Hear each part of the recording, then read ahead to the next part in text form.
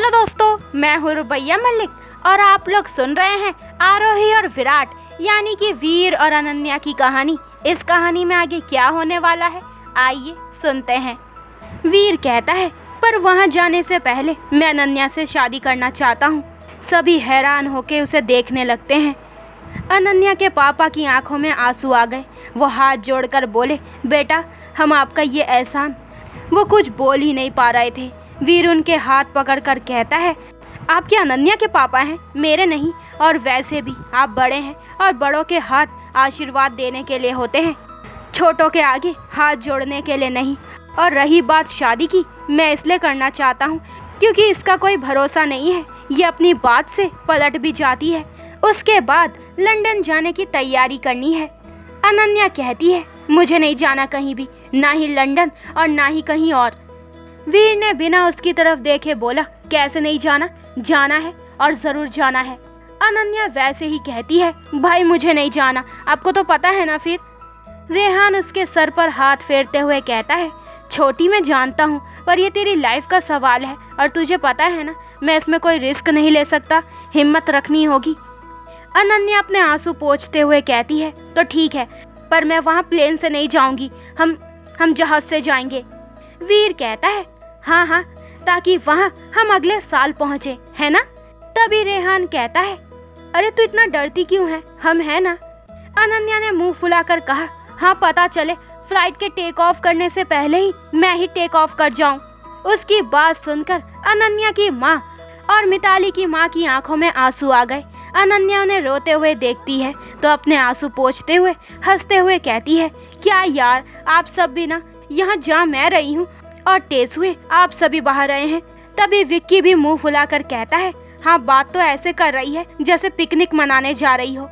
तभी अनन्या कहती है, हाँ तो अच्छा ठीक है, बहुत हो गया रोना धोना, अब से नो रोना धोना। वैसे भी इतने आंसू बहा लिए मैंने पिछले कुछ दिनों से, अब तो ऐसा लगने लगा है कि ये मेरी आंखें ना हो गई, जैसे कोई पानी की टंकी हो गई जो जब देखो तब बहती रहती है। इसलिए अब से कोई भी रोएगा नहीं, समझे आप सभी। उसकी बात सुनकर सभी के चेहरे पर नम आंखों के साथ ही मुस्कुराहट तैर गई। काफी देर डिस्कस करने के बाद सबने बेमन से खाना खाया और कल कोर्ट मैरिज करने का डिसाइड किया।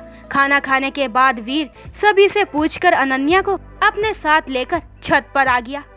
अनन्या उसके पीछे पीछे चल तो रही थी, पर उसके चेहरे के भाव से जानने की कोशिश कर रही थी कि आखिर उसके मन में चल क्या रहा है। फिर अपने मन में सोचने लगी, यार लगता है कभी भी ये बॉम्ब मेरे ऊपर फूट सकता है। तुझे क्या डर लग रहा है? अरे नहीं, डर वो भी इस बॉम्ब से, नेवर, बिल्कुल भी नहीं। फिर अपना निचला होठ बाहर निकालकर मन में कहती है, लग तो रहा है, पर क्या करूं, कुछ तो करना होगा ना। कुछ सोच अनन्या। हाँ, इससे पहले कि ये तेरे ऊपर बॉम्ब बरसाए, इन पर पहले ही बरसाना शुरू कर देती हूँ।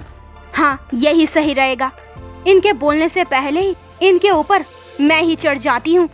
ऐसे ही मन में बातें करते करते अनन्या और वीर दोनों ही छत पे पहुँच जाते हैं।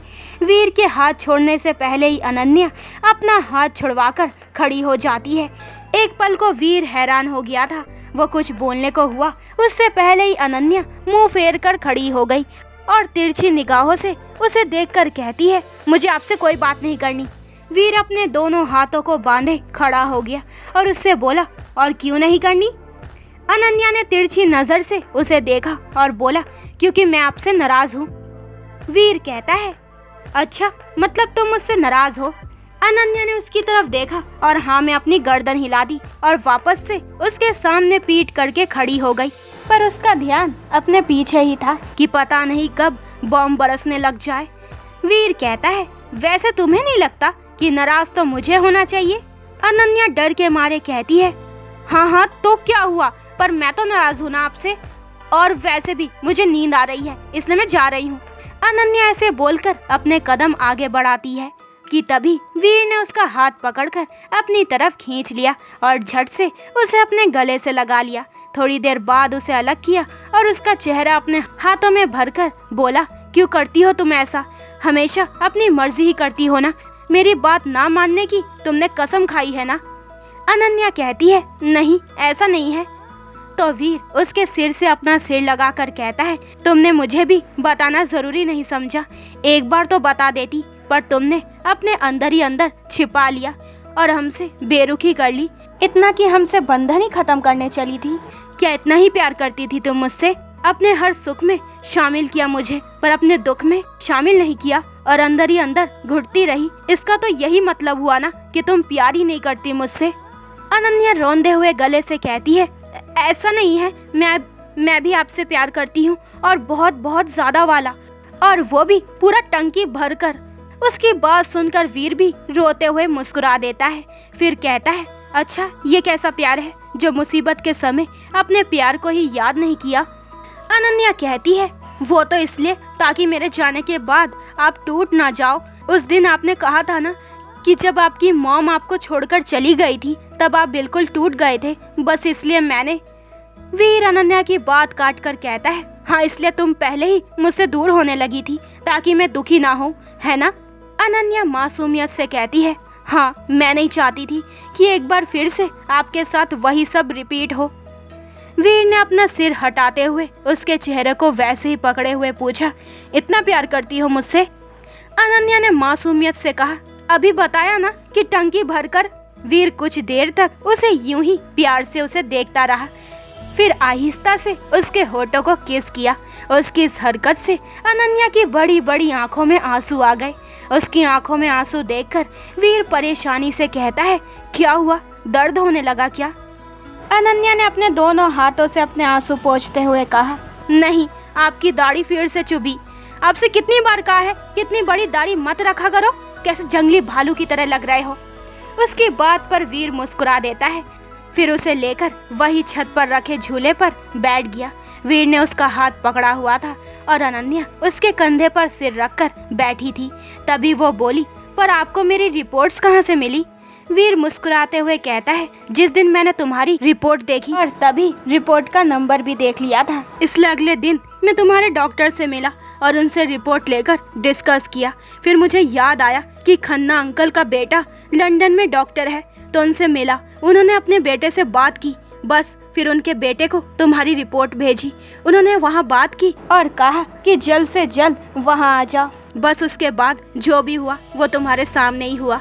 थोड़ी देर ऐसे ही बैठने के बाद दोनों नीचे आ गए। वीर अपने रूम में विंडो के पास खड़ा हुआ कुछ सोच रहा था, तभी पीछे से किसी ने उसके कंधे पर हाथ रखा। वीर एकदम से चौंक कर पलटा और बोला, डैड आप सोए नहीं अभी तक? राजेश जी उससे कहते हैं, नहीं, बस नींद नहीं आ रही थी, तुम्हारे रूम की लाइट्स ऑन देखी तो चल आया। वीर उनका हाथ पकड़कर कहता है, अच्छा किया आपने डैड आप नाराज तो नहीं है ना मेरे फैसले से? राजेश जी उसके कंधे थपथपाते हुए कहते हैं, मुझे तुम पर गर्व है बेटा, ये तुमने बहुत अच्छा फैसला लिया है। वीर की आंखों में आंसू आ गए और वो रोंदे हुए गले से कहा, डैड मॉम के समय मैं कुछ भी नहीं कर पाया, पर मैं अनन्या को कुछ नहीं होने दूंगा, मैं उसे बचा कर रहूंगा। राजेश जी उसके आंसू पोंछते हुए कहते हैं, ना बेटा, रोना बिल्कुल नहीं, कुछ नहीं होगा अनन्या को, वो जरूर ठीक होगी। अपने प्यार पर भरोसा रखो बेटा, और सबसे ज्यादा भरोसा भगवान पर रखो, वो सब ठीक करेंगे। और अगर तुम ही हिम्मत हार गए तो अनन्या को हिम्मत कौन देगा? अभी तो ये शुरुआत है बेटा, अभी तुम्हें लंबी लड़ाई लड़नी है, और न सिर्फ लड़ना है बल्कि उसे जीतना भी है। वीर कहता है, हम जीतेंगे डैड, जरूर जीतेंगे। वीर कहता है और उनके गले लग जाता है, I love you dad, I love you so much. Rajesh ji भी उसे गले लगाते हुए कहते हैं, लव यू टू बेटा, अब सो जाओ, गुड नाइट बेटा। राजेश जी बोलते हैं और अपने रूम में चले जाते हैं। वीर अपने बेड पर बैठा और सोने की कोशिश करने लगा।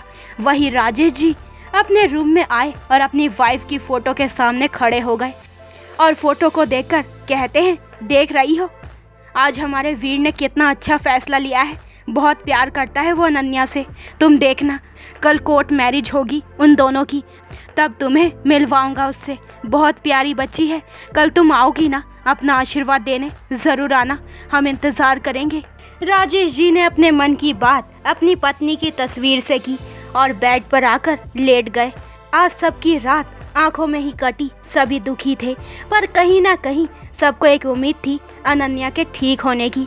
अगली सुबह सब तैयार होकर तय समय पर कोर्ट चले गए और थोड़ी बहुत फॉर्मेलिटी करने के बाद उन दोनों ने साइन कर दिए। वीर की तरफ से राजेश जी और विक्की ने किए और अनन्या की तरफ से अनन्या के पापा और रेहान ने। बाकी दोनों ने एक दूसरे को जयमाला पहनाई और वीर ने उसकी मांग में सिंदूर भर दिया। उसके बाद दोनों सभी बड़ों का आशीर्वाद लेने लगे।